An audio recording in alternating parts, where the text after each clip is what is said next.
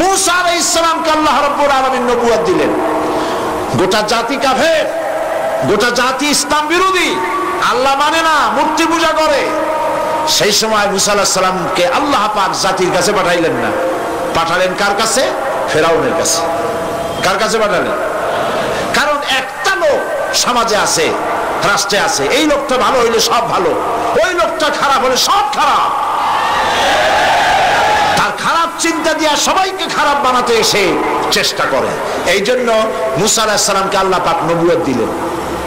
নবুয়ত দিয়ে তাকে নির্দেশ করলেন, ইযহাব ইলা ফিরআউনা ইন্নাহু তাগা। মূসা চলে যাও ফেরাউনের কাছে, ফেরাউন সার্কাস হয়েছে, সীমা লঙ্ঘন করেছে, তার কাছে চলে যাও, দ্বীনের দাওয়াত তাকে পেশ করো। মূসা আলাইহিস সালাম চলে গেলেন। মূসা আলাইহিস সালাম ভয় পেলেন না, মূসা তো একা। কয়জন? একা। তিনি একথা ভয় পান নাই যে আল্লাহ একটা গভর্নমেন্ট, সরকার চালাচ্ছে, প্রেসিডেন্টের কাছে আমার একারে দাওয়াত দিতে পাঠাও, আমার যদি মারি ফেলে দেয়, এই চিন্তা তিনি করেছেন? করেন না। তিনি শুধু একটা দোয়া করেছেন, রব্বি শরহ লি সাদরি ওয়া ইয়াসসির লি আমরি ওয়াহলুল উকদাতাম মিন লিসানি ইয়াফকাহু কওলি। রব্বি শরহ লি সাদরি, আয় আমার রব, আমার সিনাটা খুলে দাও, তুমি যা বলো আমি যেন তা বুঝতে পারি, আমার সিনা উন্মুক্ত করে দাও।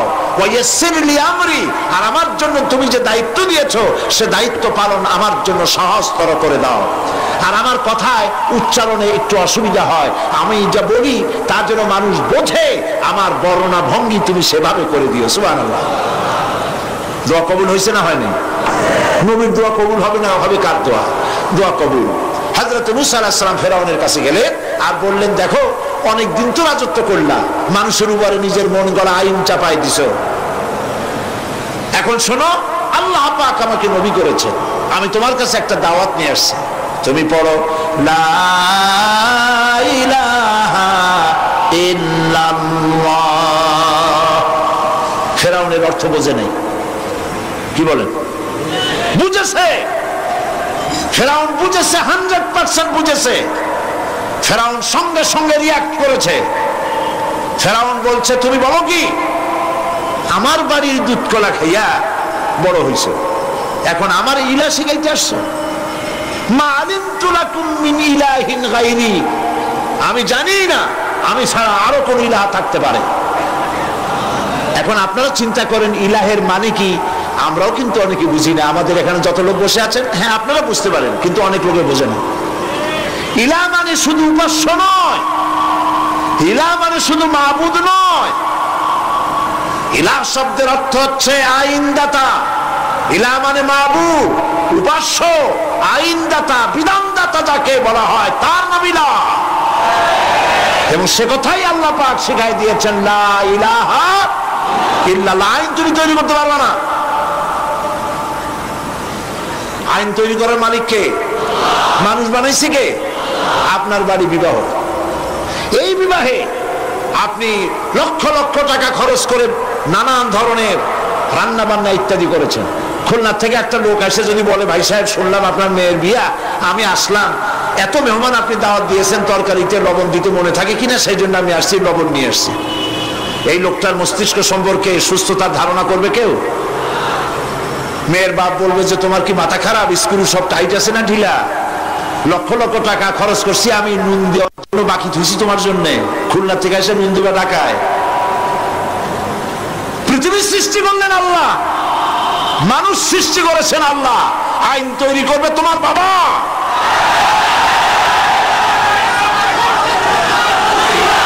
আইন তৈরি করবে কে? কে তৈরি করবেন? আল্লাহ রাব্বুল আলামিন আইন তৈরি করবেন। আরেকটি জিনিস লক্ষ্য করুন, এই পৃথিবীতে, থামুন, এই পৃথিবীতে একটা গাধার তৈরি করা আইন আর একটা গাধায় কিন্তু মানে না, ঠিক কিনা? একটা ষাঁড় আর একটা ষাঁড়ের আইন মানে না। গ্রামে দেখেন না, বিলের মধ্যে অনেক ষাঁড় ঘুরে বেড়ায়, একটা ষাঁড় তার ছায়া গোচর করে বলল, ভাইয়ের আমার, বোনের আমার, এই বিলের মধ্যে পারবে না আমি ছাড়া। আর সব ষাঁড়েরা গরুরা লেজ উঠে করে দৌড় মারলো। গরু একটা গরুর আইন মানে না, একটা ব্যাঙ আর একটা ব্যাঙের আইন মানে না, একটা বানর আর একটা বানরের আইন মানে না। আর তোমরা আশরাফুল মখলুকাত মানুষ, কার বাজানে কি আইন তৈরি করেছে সে আইন মানতে পৃথিবীর মানুষ বাধ্য নয়। মানুষ সৃষ্টির সেরা, আইন মানবে আল্লাহ। চিল্লায় বলো কার? কারণ হচ্ছে আল্লাহই জানেন এই পৃথিবীর মানুষের চলার জন্য, বলার জন্য, তার অর্থনীতি, তার সমাজনীতি, তার রাজনীতি কিভাবে চলবে আল্লাহর চাইতে বেশি কেউ ভালো বলতে পারে না। এই জন্য আল্লাহ পাক বলেছেন লা ইলাহা ইল্লাল্লাহ। এই কথা কে শিখাচ্ছেন? জোরে বলুন। আল্লাহ পাক শিখিয়েছেন, ঘোষণা করো লা ইলাহা ইল্লাল্লাহ। আমাদের জিকির আজগার, যারা জিকির আজগারে শেখানো হয় লা ইলাহা আস্তে, ইল্লাল্লাহ জোরে, কলবের উপরে মারো। এখন ইল্লাল্লাহ এত জোরে জোরে মারা হয় তাতে কলব থাকলেও পারে, গেলেও পারে। আপনার সাইরেনগুলো এখান কলজা, এর উপরে জব মেরে আপনি করবেনটা কি? পয়গম্বরেরা সাইরেনগুল কলজার উপরে জব মারে নাই, পয়গম্বরেরা লা ইলাহা ইল্লাল্লাহ ধাক্কা মেরেছেন ফেরাউনের গদির উপরে। ইব্রাহিম আলাইহিস সালাম লা ইলাহা ইল্লাল্লাহ বলে ইল্লাল্লাহর জব মেরেছেন, নমরুদের রাষ্ট্র উল্টে গেছে। মুহাম্মদ রাসূলুল্লাহ সাল্লাল্লাহু আলাইহি ওয়াসাল্লাম লা ইলাহা ইল্লাল্লাহ বলেছেন, আবু জাহেলের মুষ্টি সাফ হয়ে গেছে। এর নাম কলেমার জিকির। ফেরাউনের কাছে যখন গেছে, ফেরাউন তখন বুঝতে পেরেছে। ফেরাউন তখন বলছে মা আলিমতু লাকুম মিন ইলাহিন গায়রি, আমি তো জানি না আমি ছাড়া আর কোন ইলাহ আছে। আমি কি গল্প শোনাচ্ছি না কোরআনে আছে? আমি জানি না আমি ছাড়া কোন ইলাহ আছে। তুমি সংযত হও, এই ইলাহের দাওয়াত নিয়ে আর কখনো আসবে না। আবার যদি ইলাহের দাওয়াত নিয়ে আসো, লা জাআলান্নাকা মিনাল মাসজুনিন, আমি তোমাকে কারারুদ্ধ করে রাখবো। ফেরাউনের গোষ্ঠীরা সবসময় জেলের ভয় দেখায়, ঠিক কিনা? কিন্তু মুসারা জেল ভয় পায় না। জেল মুসলমানদের পায়ের জুতা, ফাঁসির মঞ্চ মুসলমানদের গলার জুতার ফিতার মতো, ফাঁসির মঞ্চের গলার দড়ি মুসলমানদের ফুলের মালার মতো। এগুলি কি মুসলমানেরা পরোয়া কোনদিন করে নাই। হযরতে মুসা আলাইহিস সালাম বলছেন, বেটা আমারে তুমি ভয় দেখাও জেলে, তুমি আমারে চেনো নাই। আমি মুসা কালিমুল্লাহ, আল্লাহর সাথে কথা কই, আমি আল্লাহর পয়গম্বর, তোর জেলের পরোয়া আমি করি না। মুসা আলাইহিস সালামের সাথী নাই, সঙ্গী নাই, লোক নাই, জন নাই। মুসা আলাইহিস সালাম বসে আছেন। আল্লাহ প্রশ্ন করছেন, ওয়ামা তিলকা বিয়ামিনিকা ইয়া মুসা। মুসা আলাইহিস সালামের কথা আল্লাহ কোরআন শরীফে কত জায়গায় বলছেন, সুবহানাল্লাহ। খুব আদরের নবী। মুসা তোমার ডান হাতে ওটা কি? মুসা আলাইহিস সালাম বললেন, হিয়া আসায়া, এটা আমার একটা লাঠি। এই লাঠি দিয়া আমি ভর করে দাঁড়াই, এই লাঠি দিয়া আমি পাতা পাড়িয়া ছাগলের খাওয়াই, এই লাঠি দিয়া আমার ভেড়া ছাগল ইত্যাদি অন্যান্য প্রাণী থেকে হেফাজত করি, এই লাঠি দিয়ে আরো অনেক কাম করি। এখন প্রশ্ন হচ্ছে, আল্লাহ জিজ্ঞেস করলেন এটা কি? উনি বলবেন এটা লাঠি, এত কথা বললেন কেন? এই যে পাতা পাড়ি, এই করি সেই করি, এত কথা বলার দরকার কি? দরকার এই জন্যে মুসা আলাইহিস সালামের সাথে আল্লাহ প্রথম কথা বলতেছেন। মুসা আলাইহিস সালাম চাইলেন এইটা জিজ্ঞেস করে লাঠি বলে যদি ছাড়ি দিই, তাহলে আল্লাহ যদি আর কথা না কয়, একটু কথা লম্বা করি। আল্লাহর সাথে কথা বলার যে মজা, সুবহানাল্লাহ, তিনি লম্বা করলেন। আল্লাহ বললেন, লাঠির যে ফজিলত তুমি বলছো ওইটা আছে, কিন্তু আর একটা জিনিস আছে লাঠির মধ্যে যা তুমি জানো না, তুমি লাঠিটা ফালাই দাও। মুসা আলাইহিস সালাম লাঠি ফালাই দিলেন।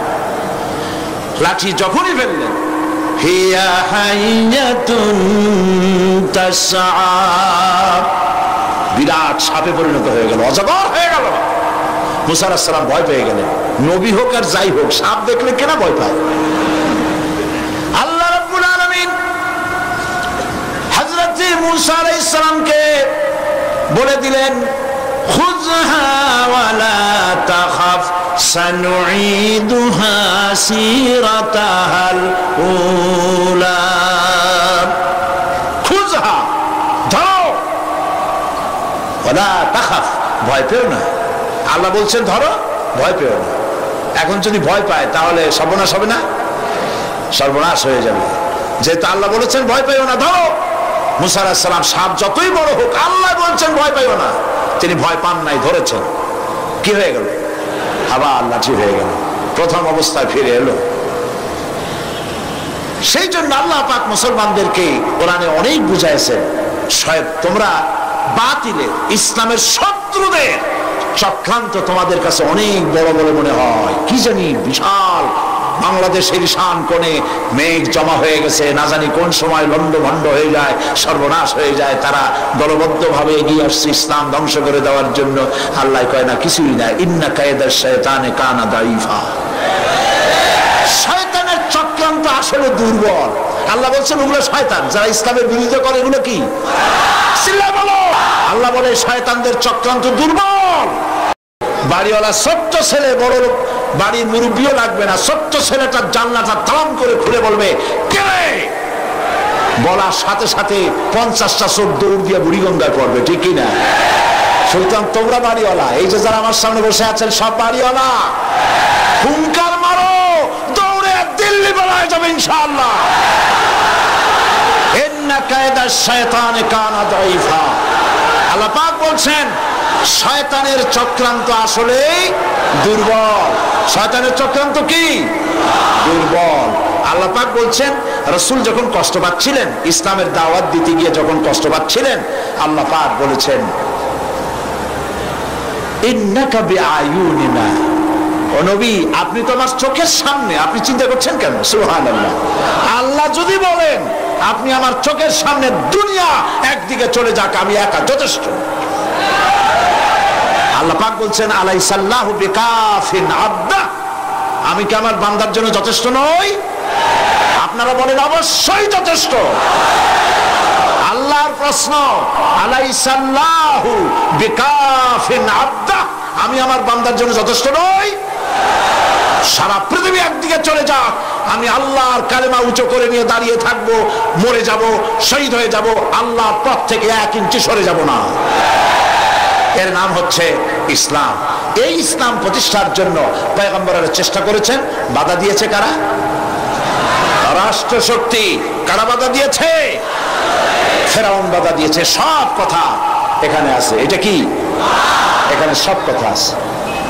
বাধা দিয়েছে ফেরাউন। শেষ পর্যন্ত বাধা দিয়া কি হলো? জিতলো কে? ফেরাউন না মুসা আলাইহিস সালাম? কে জিতেছে? মুসা আলাইহিস সালাম জিতেছে। ফেরাউনের গোষ্ঠী সুবাইয়া আল্লাহ বিদায় করে দিয়েছে। আল্লাহর নবী মুহাম্মদ রাসূলুল্লাহ সাল্লাল্লাহু আলাইহি ওয়াসাল্লাম এবার কালেমার দাওয়াত তুললেন। 40 বছর বয়স হলো। 40 বছর বয়স পূর্ণ হওয়ার পর যখন তিনি নবুয়ত পেলেন, নবুয়ত পেয়ে জনগণের সামনে এসে বললেন, ইয়া আইয়ুহান নাস কুলু লা ইলাহা ইল্লাল্লাহ তুফলিহু। প্রথম দাওয়াত, জাতির প্রতি নবীর প্রথম দাওয়াত। সুবহানাল্লাহ বলুন। ইয়া আইয়ুহান নাস, হে মানব মণ্ডলী, শোষিত নির্যাতিত মানবতা, মানুষের নির্যাতন থেকে যদি বাঁচতে চাও, মানুষের শোষণ থেকে যদি বাঁচতে চাও, দুনিয়া শান্তি পেতে চাও, আখিরাতে জাহান্নাম থেকে মুক্তি পেতে চাও, পড়ো, ঘোষণা করো, লা ইলাহা ইল্লাল্লাহু মুহাম্মাদুর রাসূলুল্লাহ। এই কালেমা আবু জাহেল, আবু লাহাব, উতবা, সাহেবা বুঝছিল না বুঝে নাই? বলেন বুঝছিল কিনা? বুঝছে। বুঝার পর প্রথমে চিন্তা করলো এত বড় খারাপ কথা। লা ইলাহা ইল্লাল্লাহ মানে হলো কারো আইন চলবে না, কারো বিধান চলবে না, আল্লাহটা চলবে। তাহলে আমরা যে রাজনীতি করি, সমাজ চালাই, আমাদের তো কোনো মূল্যই থাকবে না। সুতরাং এই লোকটাকে, একদিন তো ভালো ছিল, এখন তো মুশকিল হয়ে গেল। যখনই আপনি আল্লাহর আইনের কথা বলবেন অসুবিধা নাই, শুধু মুরব্বীদের কথা বলবেন, কিছু কিসসা কাহিনী করবেন, কোনো বাধা নাই। আপনারা কয়েক কোটি এক জায়গায় হন, সেখানে দেশের প্রেসিডেন্ট প্রধানমন্ত্রী সব দোয়া করতে যাবে, কিন্তু যেখানে আইনের কথা বলা হবে ইসলামের, সেটা বন্ধ করার জন্য সর্বাত্মক চেষ্টা সরকারের পক্ষ থেকেই করা হবে। আর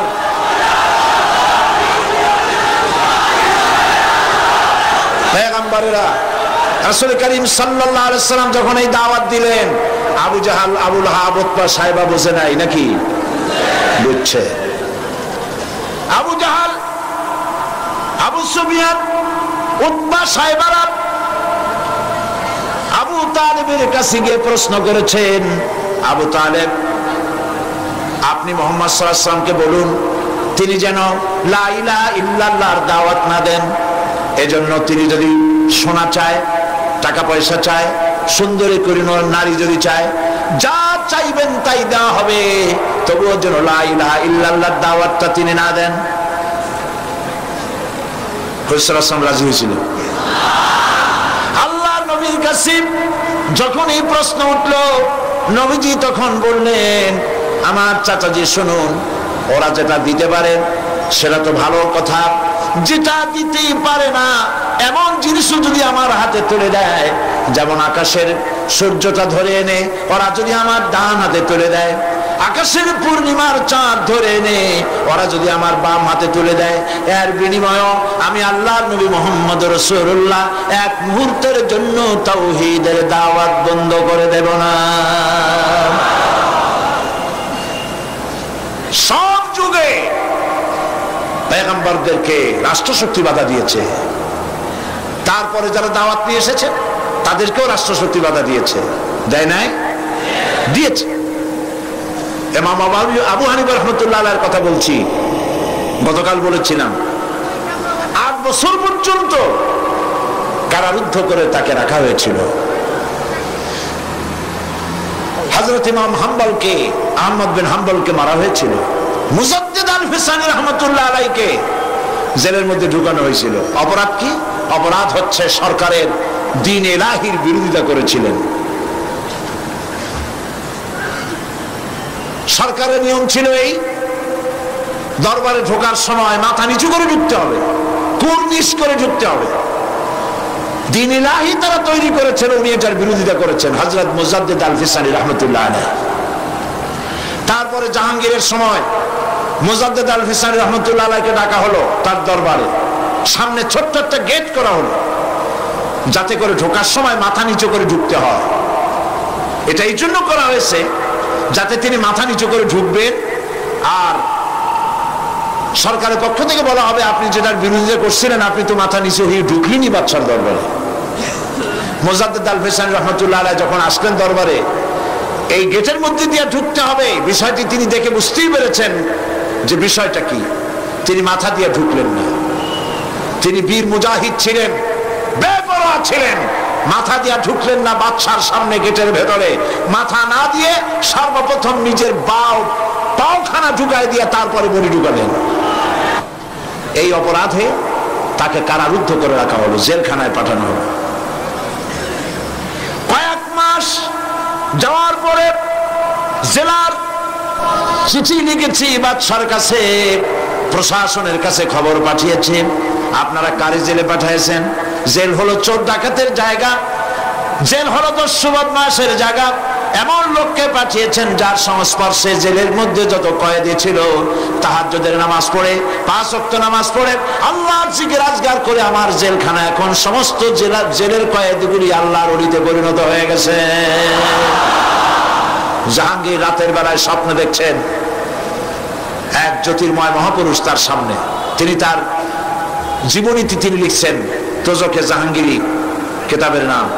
তিনি বলছেন স্বপ্নে দেখছি এক জ্যোতির্ময় মহাপুরুষ আমার সামনে, আমি সালাম দিলাম তিনি জবাব দিলেন না, মুসাফা করতে চাইলাম তিনি হাত দিলেন না, কদমবুসি করতে গেলাম তিনি পিছিয়ে গেলেন। আমি জিজ্ঞেস করলাম আপনি কে? আমার সৌভাগ্য আপনার দেখা হয়েছে আপনার সাথে আমার এই স্বপ্নের মধ্যে, কিন্তু আপনার পরিচয় পেলাম না, আপনি কে?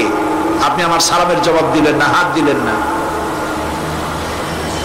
স্বপ্নের ভিতরে তিনি বলছেন ওই জ্যোতির্ময় মহাপুরুষ আমাকে ডেকে বললেন, জাহাঙ্গীর তুই আমারে চিনবি না, আমি বিশ্বনবী মুহাম্মদুর রাসূলুল্লাহ সাল্লাল্লাহু আলাইহি ওয়াসাল্লাম আমি জানতে এসেছি আমার মুজাদ্দিদকে আর কতদিন তোর জেলখানায় আটকায়া রাখবি। পরের দিন তাকে ছেড়ে দেওয়া হলো এবং জাহাঙ্গীর তার কাছে তওবা করলেন, মুরিদ হলেন। পরবর্তী সময় জাহাঙ্গীরের জীবন চরিত্র ভিন্নভাবে ইতিহাসে চিত্রিত হয়েছে।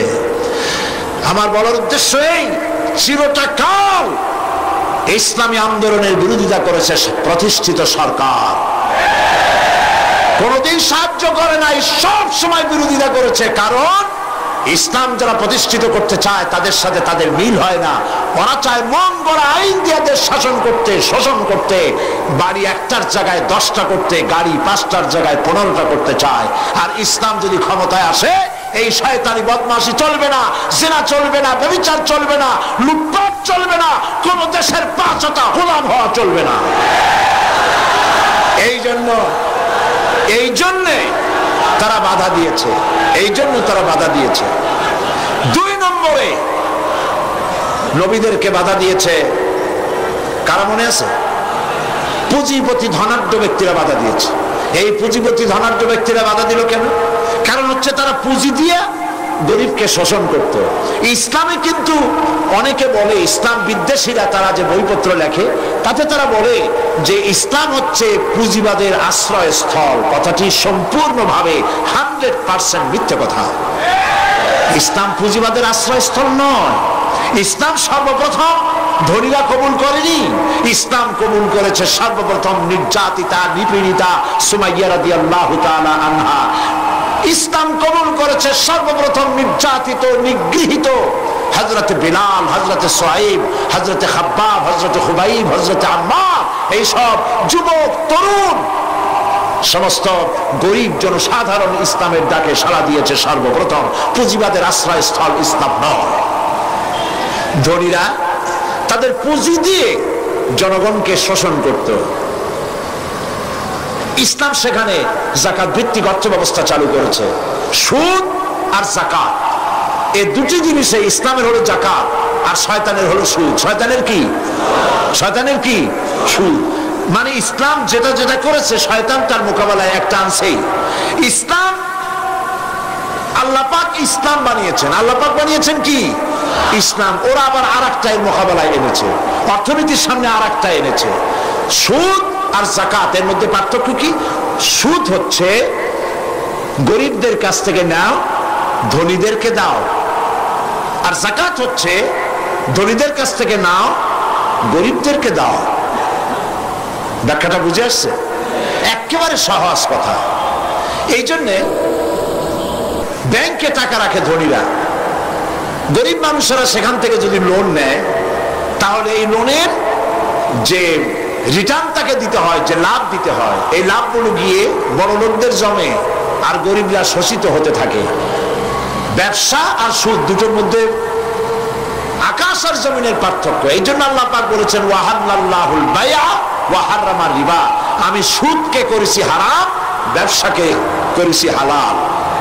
সুদে জনগণকে শোষণ করে আর যাকাতে মানুষকে বিত্তশালী করে দেয়। আজকে যে যাকাত নিল জীবনে আর তার যাকাত না নিলেও চলবে। ইসলাম এভাবে যাকাত দিতে বলে। একটা শাড়ি লুঙ্গি দেওয়াই যাকাত নয়। ইসলামের অর্থনীতি ভিন্ন জিনিস, ইসলামের অর্থনীতি ভিন্ন ব্যাপার। সেই ব্যাপারে আমি আগামীকাল সময় পেলে বলবো ইনশাআল্লাহ। তো ধনীর টাকা গরিবদের টাকাকে টেনে নেয়। একজন শুনেছিল টাকায় টাকা টানে। এই কথা শুনে সে চিন্তা করলো, আচ্ছা টাকায় যদি টাকা টানে তো আমার তো অল্প হলেও আছে, দেখি টাকায় টাকা টানে কিনা। একদিন সে দেখতে পাচ্ছে ব্যাংকের ভিতরে ক্যাশিয়ার অনেকগুলি টাকা নিয়ে বসে গোনার কাজে লেগে গেছে। তখন তার পকেটের মধ্যে একটা টাকা ছিল, রূপার টাকা। টাকাটা জানলার ফাঁক দিয়ে ছুঁড়ে মেরেছে অনেক টাকার মধ্যে, আশা যে এই টাকায় অনেকগুলি টাকা নিয়ে জানলার ফাঁক দিয়ে বাড়াই আসবে। আধা ঘন্টা 1 ঘন্টা জানলার ফাঁক ঠোক দিয়ে উকি ঝুঁকি মারছে, না টাকা তো বেরোয় না, আমার 1 টাকা সেও তো ফেরে না, অনেক টাকা আনা তো দূরের কথা। দারোয়ান পিছন থেকে এসে গলা চেপে ধরছে, এই বেটা পজিশন নিয়ে কি দেখিস, চোর না ডাকাত? কয় ভাই আমি চোর না ডাকাত না, আমি শুনছিলাম টাকায় নাকি টাকা টানে। সেই জন্য আমার পকেটে একটা টাকা ছিল, সেই টাকাটা ছুড়ে মারলাম, প্রায় 1 ঘন্টা হয়ে গেছে। অনেক টাকা তো দূরের কথা, আমার আসল টাকাটাও ফেরে না। দারোয়ান কয় যে আসলে বেটা কথা তো ঠিকই শুনছো, টাকা টাকা টানে, তোমার একটা টাকা অনেক টাকা টাইনে ধরছে, ওরা বাইরেবার উপায় নাই। তো গরিবের টাকা ধনীরা চিরকাল এভাবে শোষণ করে। এই শোষণের বিরুদ্ধে ইসলাম কথা বলেছে। তাই ধনাঢ্য ব্যক্তিরা তাদের পুঁজিকে টিকায় রাখার জন্য চিরকাল সরকারকে টাকা দিয়ে টিকায় রাখার চেষ্টা করেছে। আহলে কিতাবের মধ্যে এক শ্রেণীর পীর দরবেশ জাতীয় লোক এরকম আছে যারা জনগণের মাল বাতিল পন্থায় ভক্ষণ করে। কে বলছেন এ কথা? কে বলছেন? আল্লাহ। রাসূলুল্লাহর ইসলাম না, ইসলাম আল্লাহর। তার মৃত্যু হয় নাই যে তুমি তার পুনর্জীবন দান করবে। বেয়াদব, কে তোমাকে সম্রাট বানিয়েছে? ফকির হতে চেষ্টা করো। আল্লাহর ওলিরা সব ফকির ছিলেন। বাড়ির নাম রাখছে বাবে রহমত, এটা বাবে গজব। এটা কি? যে বাড়ি তুমি পায়খানা করো, যে বাড়িতে বিবির সাথে মিলিত হও, সেই বাড়ি বাবে রহমত হয় কি করে? জাহান্নামের দরজা বাড়ির নাম রাখো। বেদাত, শিরক এবং বেদাত দিয়ে দেশ ভরে যাচ্ছে। আর এইগুলি আবার রেডিও টেলিভিশন তাদেরই প্রচার হয়। যেহেতু ওগুলি আল্লাহর আইনের কথা বলে না, এরকম কথা বলা হয় যে ওনার ওখানে নাকি আল্লাহ নিজে এসে মোনাজাত ধরে। আল্লাহ মোনাজাত করে কার কাছে? এমন বেয়াদব দুনিয়ায় থাকে। আহা,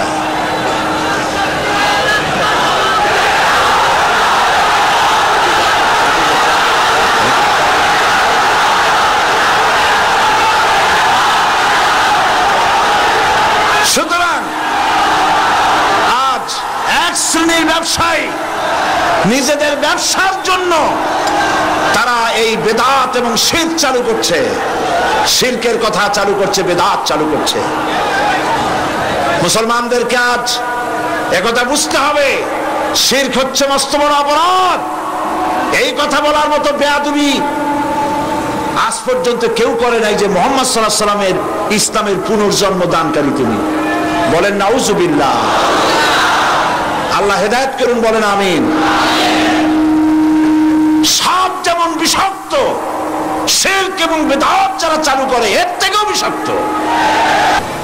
সেজন্য আল্লাহ পাকের নির্দেশ অনুযায়ী পয়গম্বরেরা দুনিয়ায় দ্বীনের দাওয়াত পেশ করেছেন। বাধা দিয়েছে এই 3 শ্রেণী, কিন্তু বাধা যত দিয়েছে হাজারো বাধার মধ্য থেকে ইসলাম মিটে যায় নাই। ইসলাম মিটে গেছে।